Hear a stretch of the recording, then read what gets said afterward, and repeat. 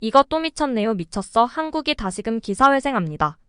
한국의 기사회생 축구 오늘도 다시금 역사를 씁니다. 손흥민 선수는 오늘 진짜 아쉬운 모습이었는데요. 페널티킥 하나 만들어내어 한국을 구했습니다. 역시 월드클래스는 다릅니다. 감이 있나봐요. 질질 끌면서 짜증났는데 페널티킥 만드는 과정이었네요. 여기에 연장전 프리킥으로 역전골을 만들어 내버립니다. 역시 손흥민. 월클 손흥민이 중요한 8강전에서 해냅니다. 너무나 답답한 모습에 다시금 축구 커뮤니티는 클린스만에 대한 불만감이 하늘을 찌르고 있는데요. 팬들은 클린스만 전술은 어떻게 되나요? 자유롭게 이거 맞아? 이 정도면 부전술 그냥 인정해라. 벤투와 클린스만의 차이는 벤투는 점유율 축구, 전방 압박, 공격적인 축구, 후방 빌드업이 있지만 클린스만은 이강인 해저인 끝. 클린스만 전술이 어떤 전술인지 알기 쉽게 설명해주면 좋겠어요. 저는 그냥 축구 팬이다 보니 무전술로 보여서요. 네 맞아요. 또 갈아넣네. 클린스만 영감탱 가만 안 둬. 갱 클린스만은 매번 국대 경기 일렬에서 보는 외국인 아저씨 그 이상도 이하도 아님. 사이드 윙백이 아무런 활약을 할 수 없는 전술이다. 클린스만 제발 정신 좀 차려라. 다른 경기들 볼수록 클린스만이 아무 준비 안 한 것만 느껴짐. 뇌 없는 감독. 탈덕하는 이유는 클린스만. 나 너무 화나서 트윗을 쓸 수가 없다. 제 정신인 거임? 클린스만은? 감독이 뭐 이럼. 클린스만이 무려 미넨 감독까지 했었다는 사실에 다들 놀라셨나요? 볼프스한테도 5대1로 발리고 바르샤한테 챔스에서 4대0으로 발리고 한 시즌에 10패하면서 최악의 성적을 거두고 1년도 못 가서 잘렸습니다. 그리고 미국 대표팀 거쳐서 헤르타 베를린 감독할 때 페이스북 라방 켜서 사표 냈던 사람이에요. 오늘 경기 프리뷰하면서 클린스만이 이런저런 걸 염두에 두고 선수를 쓴 것 같다 어쩌고 하는데 내 눈엔 그냥 이거 같아요. 우리 감독님은 그런 거를 미리 대비할 만한 그런 지식이 없으세요. 클린스만 좀 쳐일어나 등의 반응을 보이고 있습니다. 클린스만 감독의 연봉이 한 외국 언론에 의해 공개되며 축구 팬들이 충격이 빠지고 있습니다. 분노하는 축구 팬들부터 이해할 수 없는 행보를 비판하는 축구 팬들까지 다양한 반응을 보이고 있는데요. 자세한 내용 전해드리겠습니다. 위르겐 클린스만 감독이 이끄는 축구 대표팀은 아시안컵에 출격해 무려 64년 만에 우승을 노립니다. 2조에 속한 한국은 바레인, 요르단, 말레이시아과 차례로 조별 예선을 치릅니다. 한국은 1956년 1회 대회와 1960년 2회 대회에서 연속 우승에 성공했지만 이후 준우승만 4번 했습니다. 손흥민, 김민재, 이강인, 황희찬 등 월드클래스 선수들이 전성기를 보내고 있는 2024년은 한국의 아시아 왕좌 탈환 최적기라고 평가받고 있는데요. 아시아 축구 연맹은 공식 홈페이지를 통해 한국을 강력한 우승 후보로 꼽았습니다. 여기에 카타르 매체 알카스는 12일 SNS를 통해 아시안컵에 출전한 24개국 감독들의 연봉을 공개하며 화제가 되고 있습니다.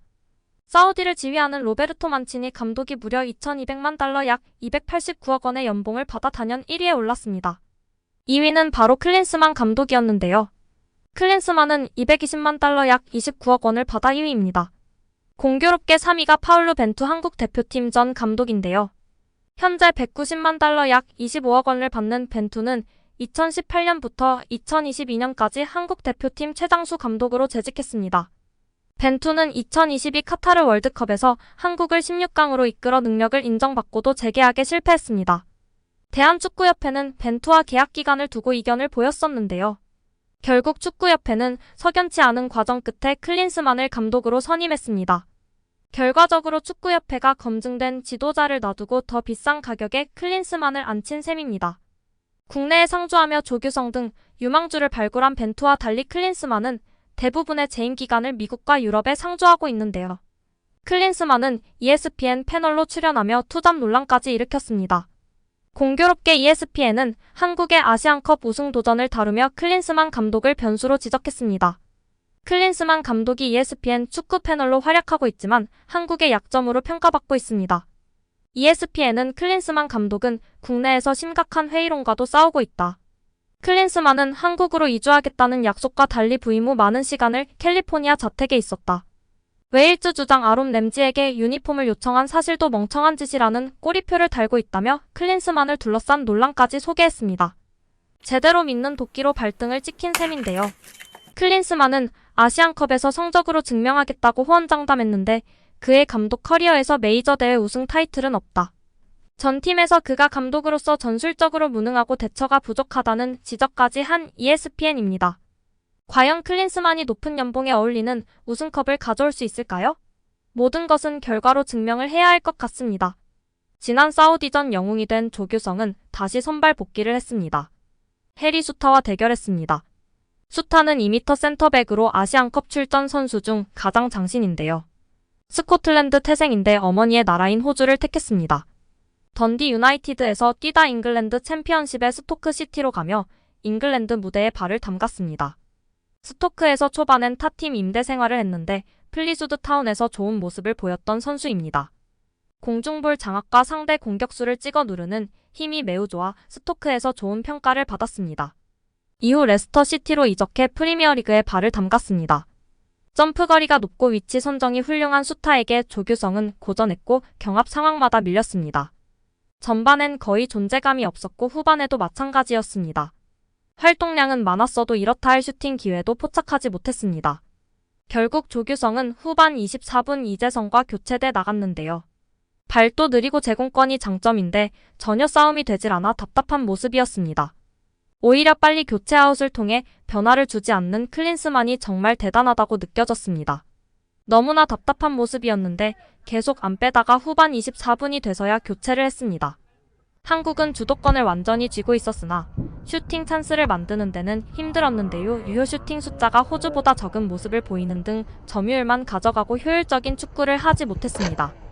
결국 한 번의 실수로 인해 실점을 하며 힘들게 경기를 운영하다 캡틴 손흥민이 한국을 살려냈습니다. 지난 사우디전부터 기사회생 축구가 계속되고 있는 한국입니다. 호주 실력을 봤을 때 우리가 너무나 수비가 허술하고 약하나 질만한 상대가 아닌데요. 결국 손흥민이 해냅니다. 오늘 아쉬운 모습도 많이 있었는데 한 방이 있는 손흥민은 완전히 한국을 구해내는 영웅이 되었습니다. 역시 월클, 우리 대한민국은 손흥민 보유국입니다. 여기에 64년 만에 아시안컵 우승을 노리는 클린스만호가 역대 최다의 스태프를 꾸리며 화제입니다. 대한축구협회 관계자는 전문 스카우트와 데이터 전문가까지 2명이 추가돼 이번 아시안컵 대표팀 스태프는 총 35명이라고 밝혔습니다. 코칭 스태프, 지원 스태프를 합친 35명은 한국 대표팀 역대 최다인 것으로 알려졌습니다. 2023 아시아축구연맹 아시안컵 기간만 한국 대표팀에서 활약할 예정인 전문 스카우트 마크 포더링햄은 스코틀랜드 국적으로 유럽축구연맹 P 라이선스를 보유했습니다.